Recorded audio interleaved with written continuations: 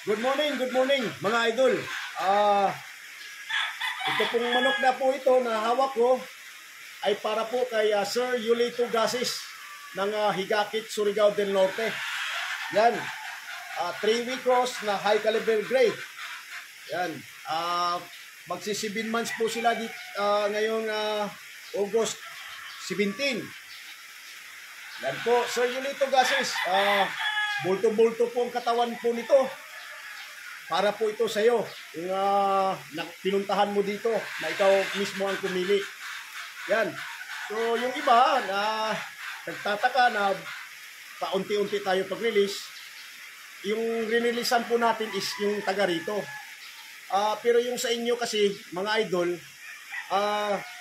naka-schedule po, hinihintay po natin si Mang Dani, yung shipper po natin.